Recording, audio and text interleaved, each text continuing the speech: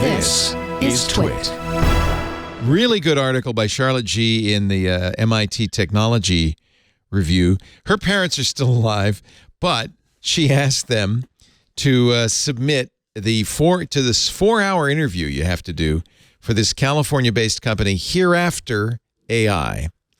They do 4 hours with an interviewer, and then your loved ones, whenever you pass, can talk to you, even though you're dead. Now her parents are alive, so this was more of an experiment. She says, from what I could glean over a dozen conversations with my virtually deceased parents, this really will make it easier to keep close to the people you love. She says, so it's an app on your phone.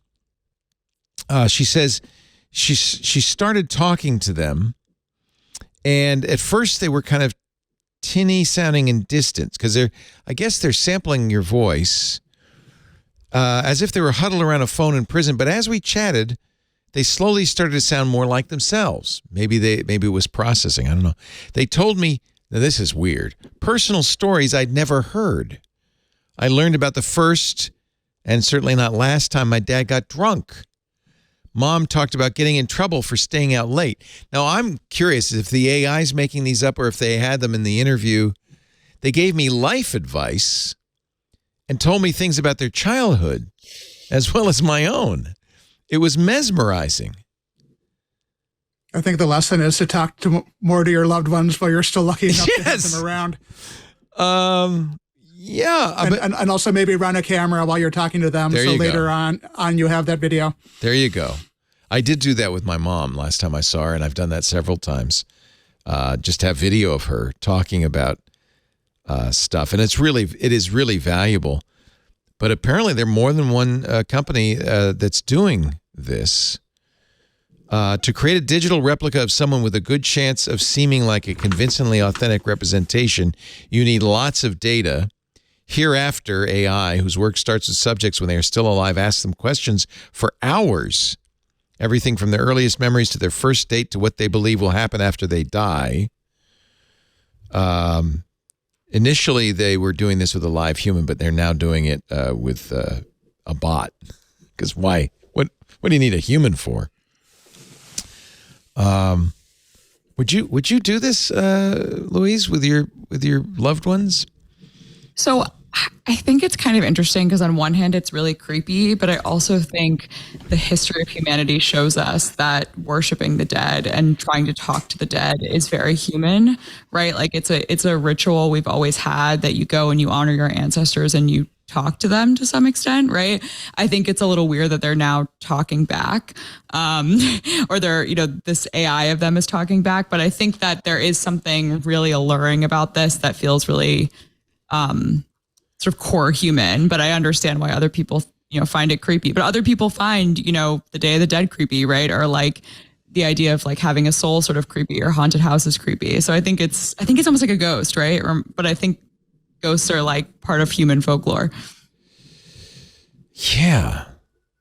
It's very Black Mirror to me. It is, totally. And I don't know if I'd be creeped out or not. She says, on one occasion, my husband mistook my testing for an actual phone call.